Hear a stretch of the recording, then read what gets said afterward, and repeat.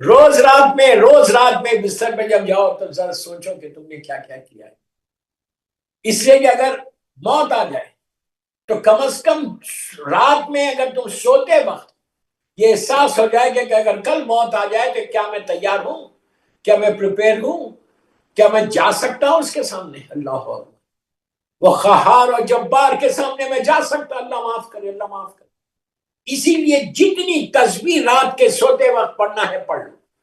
میں پوری تسبیح نہیں بول رہا، صرف زبان پہ ان جملوں کو لاؤ، ان جملوں کو لاؤ. استغفر اللہ یا وہاب. یہ بولو الفو الفو الفو الفو الفو. یا غفور الرحیم، یا غفور الرحیم، یا غفور الرحیم، یا غفور، یا تواب الرحیم، یا تواب الرحیم، یا تواب الرحیم، یا تواب. آج عابد الرحمی کی بات سمجھ میں نہیں آ رہی؟ جب مرو گے نا، لحد میں جاؤ گے نا، اس وقت ریگریٹ کرو گے کاش میں اللہ کے یہ نام کی تسبیح کرتا. تو جس سے یہاں پہ اتنا فائدہ. اب جب آپ بولتے ہیں کہ یا تواب الرحیم تو احساس ہوتا ہے آپ کی زبان سے یہ نکلتا ہے، یہ اللہ کو اتنا پسند ہے، یہ اتنا پیارا نام ہے کہ تو توبہ کو قبول کرنے والا، تو معاف کرنے والا ہے، تو میرے گناہوں کو معاف کرنے والا، میری آواز کو سننے والا ہے. اس کے بعد بولو یا ارحم الراحمین، یا ارحم الراحمین، یا ارحم الراحمین. جتنی مرتبہ چاہے یا ارحم الراحمین بن سکتے، جتنی مرتبہ چاہے. قرآن میں کتنی جگہ ہے یا ارحم الراحمین، یا ارحم الراحمین. پھر یا رحمانو یا رحیمو. پلیز غور سے سنو. یا رحمانو یا رحیمو بحق بسم اللہ الرحمن الرحیم. کتنی دیر ہوئی؟ دو اللہ کے نام ہیں. یا رحمانو یا رحیمو بحق بسم اللہ الرحمن. آپ اندازہ نہیں لگا سکتے اگر آپ نے مثال کی طور پہ 9 مرتبہ کہا یا رحمانو یا رحیمو بحق بسم اللہ الرحمن الرحیم، تو آپ کی زبان پہ اللہ کے یہ دو نام آئے، یا رحمان یا رحیم.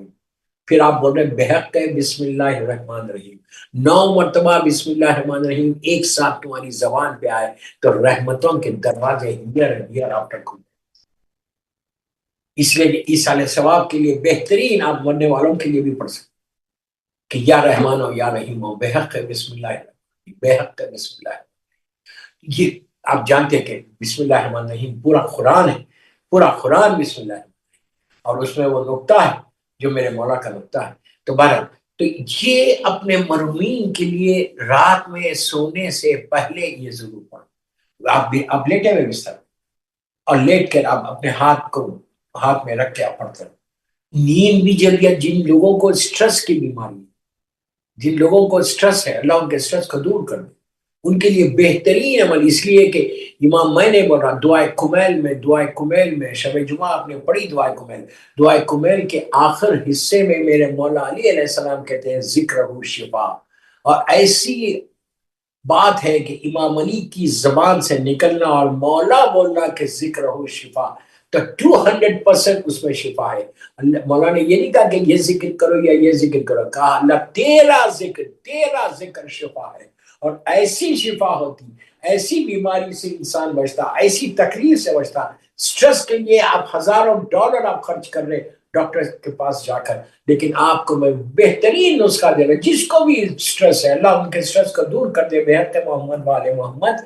وہ اگر یہ پڑھے تسبیحات اربع پڑھے اور اللہ کی جو میں نام لے رہا تسبیح کی، آپ یہ پڑھ یا رحم رحمین، یا رحمان یا رحیم بحق بسم اللہ الرحمن الرحیم، یا غفار یا رحیم، یا عزیزو یا غفار، یا عزیز. یہ اتنا پیارا انداز ہے کہ عزت ملتی، رزق کھلتا، پریشانی دور ہوتی، تکلیفیں دور.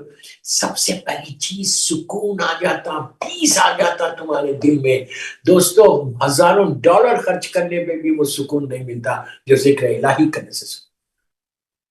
یا عزیز و یا غفار، یا عزیز و یا پڑھتے ہیں چلتے پھرتے. اگر آپ وضو سے ہیں تو بہت اچھا، وضو سے نہیں بھی اگر آپ بس آپ پڑھتے رہے یا عزیز و یا غفار، یا عزیز و یا غفار.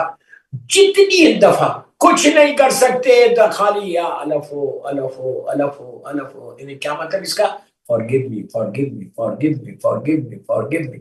جتنی دفعہ تم معافی مانگو گے اتنا تمہارا غرور ٹوٹے گا، تکبر ٹوٹے گا، اور تم اس کی بارگاہ میں قریب ہوگے. اللہ کہتا ہے کہ آؤ میری بارگاہ میں میں تواب الرحیم ہوں، میں گناہوں کو معاف کرنے والا ہوں۔ اور یہ وہ ساری چیزیں ہیں کہ آپ یہ پڑھ لیں، پڑھ کے آپ بولیں اس کا ثواب، اگر اس کا ثواب مجھے کچھ مل رہا تو اس کا ثواب تو میرے ماں کو، باپ کو، بھائی کو، بہن کو، رشتہ داروں کو، مومنین مومنات کو، وہی پانے والے محمد کو دے دیں۔ بہترین ایصال ثواب آپ شب جمعہ کریں، بہترین ایصال ثواب۔ آپ مرحومین کو بخش دیں، آپ سورہ الحم پڑھ کے بخش دیں، سورہ ملک پڑھ کے بخش دیں، سورہ یاسین پڑھ کے بخش دیں، قرآن کا کوئی بھی سورہ پڑھ کے آپ بخش۔